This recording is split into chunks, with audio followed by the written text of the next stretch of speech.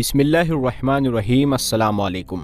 प्यारे दोस्तों, काबा की बुनियाद खोदते हुए कुरैश के लोगों को एक अजीब सी किताब मिली कि जिसमें सिरियानी ज़ुबान में कुछ लिखा हुआ था। तो उसमें क्या लिखा हुआ था और काबा की बुनियाद जब पहली बार खोदी जा रही थी तो उस वक्त क्या हुआ था? प्यारे दोस्तों, हुजूर सल्लल्लाहु ताला अलैहि वसल्लम के ऐलान नबूवत से पहले काबा शरीफ के आसपास रहने वालों को कुरैश कहा जाता था। यही वो लोग थे जो काबा की देखभाल किया करते थे। कुरैश में उस वक्त बहुत से कबीले थे। हर कबीले वाले अपनी एक ख़ास मूर्ति की पूजा किया करते थे और ये लोग अपनी उस मूर्ति को काबे के अंदर रखते। इस तरह काबे में उस वक्त तकरीबन 350 से ज़्यादा मूर्तियाँ रखी हुई थी, क्योंकि कुरैश के लोग अल्लाह तबारक व ताला को सबसे बड़ा खुदा मानते, लेकिन इन मूर्तियों को भी छोटे छोटे खुदा तसव्वुर करते थे। उस ज़माने में भी लोग हर साल हज करने दूर दूर से मक्का आया करते थे, लेकिन उनके हज करने का तरीका बिल्कुल अलग था। वो इस तरह कि ये लोग अपने सारे कपड़े उतार कर काबे का तवाफ़ करते और हज के दिनों में जब तक हज मुकम्मल ना हो जाता, ये लोग अपने घरों में असल दरवाजे से दाखिल होना हराम समझते थे। इसीलिए ज़रूरत पड़ने पर घर की छत कूद कर जाते, असल दरवाजे से नहीं जाते। अब क्योंकि काबे के आसपास कुरैश के ही लोग बसा करते थे, इसीलिए काबे की देखभाल की जिम्मेदारी भी उन्हीं पर थी। दूसरे शहरों से हज के लिए आने वाले लोग अपने साथ कुछ कीमती चीज़ें नजराने के तौर पर लाते और फिर उन्हें काबे के अंदर बने एक कुएं में डाल देते। वो कुआं सोने, चांदी और कीमती पत्थरों से भरा रहता। एक बार रात के वक्त जब सभी कुरैश के लोग सो रहे थे तो एक आदमी ने काबे के अंदर कूदकर उस कुएं से सोने जवाहरात चोरी करना चाहा, लेकिन उसी वक्त पीछे से उसे ऐसा धक्का लगा और वो मुंह के बल उस कुएं में जा गिरा। इस वाक़ये के बाद अल्लाह की तरफ से काबे के अंदर बने उस कुएं पर एक सांप आ बैठा। वो सांप हर वक्त उस कुएं की मुंडेर पर बैठा रहता और जो भी उस कुएं से कोई चीज़ चोरी करना चाहता तो वो सांप उसे डसकर मार देता।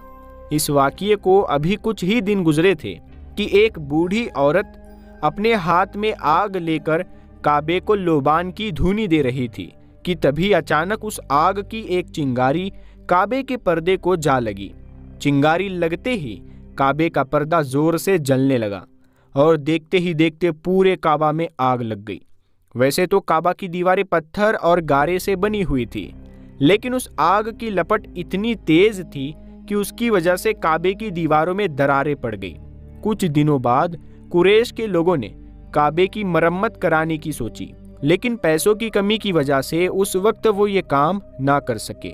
जब हुजूर सल्लल्लाहु ताला अलैहि वसल्लम की उम्र शरीफ 35 साल हुई तो एक दिन अचानक मक्का में भारी बारिश हुई, जिसे हर जगह बाढ़ आ गई। वो पानी का सैलाब इतना तेज था कि उसकी वजह से हजारों घर गिरकर तबाह हो गए। काबा की दीवारों पर भी उस सैलाब का बहुत असर पड़ा।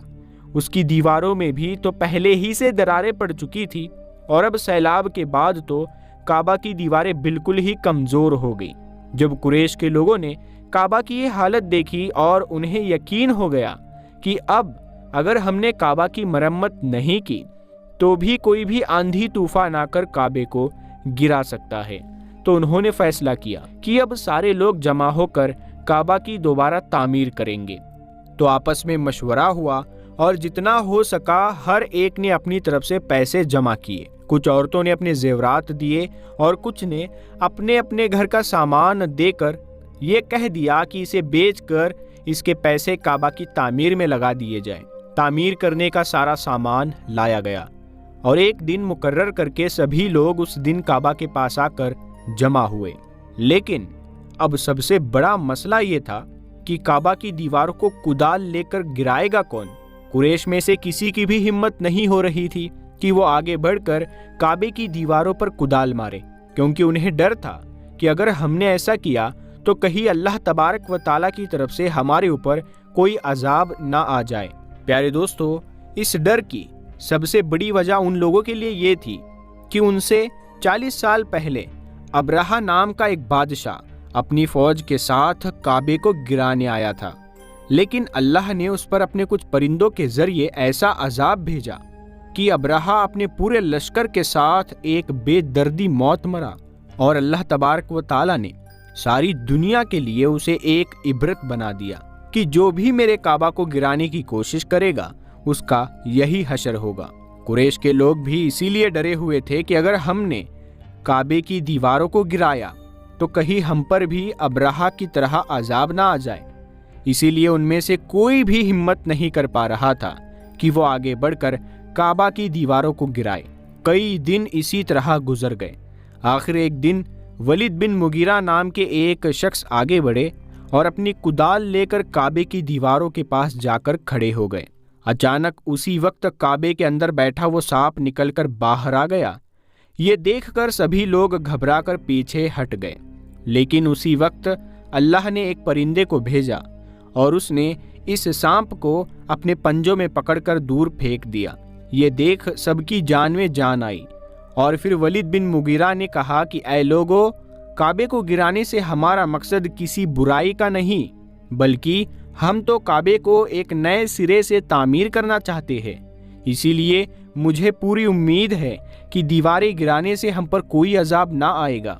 اتنا کہہ کر ولید بن مغیرہ نے اپنی کدال سے کعبے کی ایک دیوار پر وار کیا تو وہ دیوار ایک ہی بار میں نیچے گر گئی۔ لیکن قریش کے لوگوں نے اسی وقت ولید بن مغیرہ کو روک لیا اور کہنے لگے کہ اے ولید، اب اگلی کوئی بھی دیوار نہ توڑنا، بلکہ آج رات سبھی لوگ انتظار کرو۔ اگر ہم پر اللہ کی طرف سے کوئی عذاب نہ آیا تو اس کا مطلب ہوگا کہ اللہ بھی یہی چاہتا ہے کہ ہم کعبے کی دوبارہ تعمیر کریں، لیکن اگر اللہ کی طرف سے ہم پر کوئی عذاب آ گیا تو ہم کعبہ کی تعمیر کو اسی جگہ روک دیں گے اور اس گری ہوئی دیوار کو بھی مرمت کر کے اسے ویسے ہی سیدھا کر دیں گے۔ یہ سن کر ولید بن مغیرہ نے کہا کہ ٹھیک ہے، ایسا ہی ہونا چاہیے، اور پھر وہ اپنی کدال لے کر نیچے اتر آئے۔ وہ رات مکہ والوں نے بہت ڈرتے ہوئے گزاری۔ ہر چھوٹی سی آہٹ پر وہ سب گھبرا کر اٹھ بیٹھتے اور ڈرنے لگتے کہ کہیں اللہ کی طرف سے ہم پر کوئی عذاب تو نہیں آ گیا۔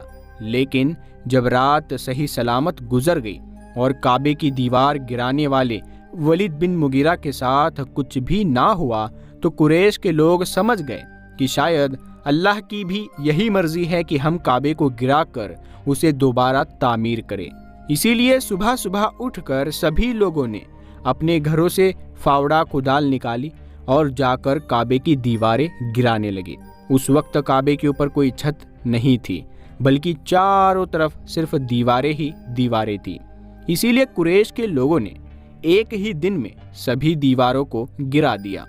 لیکن اب باری تھی دیواروں کے نیچے پڑی اس نیو اور بنیاد کی جسے آج سے 4000 سال پہلے حضرت ابراہیم علیہ السلام نے اپنے ہاتھوں سے رکھا تھا۔ اسی لیے ان بنیادوں کو توڑنے کی کسی میں بھی ہمت نہیں تھی۔ لیکن کچھ دیر کے بعد مشورہ کر کے سبھی آگے بڑھے اور ان بنیادوں کو کھودنا شروع کر دیا۔ بنیاد کھودتے ہوئے قریش کے لوگوں کو ایک کتاب ملی کہ جس میں سریانی زبان میں کچھ لکھا ہوا تھا۔ قریش کے لوگ تو صرف عربی زبان ہی جانتے تھے، انہیں سریانی زبان کے بارے میں بالکل بھی پتہ نہ تھا۔ اسی لیے انہوں نے ایک یہودی کو اپنے علاقے میں بلا کر اس کے سامنے یہ کتاب پیش کی اور پوچھا کہ آخر اس کتاب میں کیا لکھا ہے۔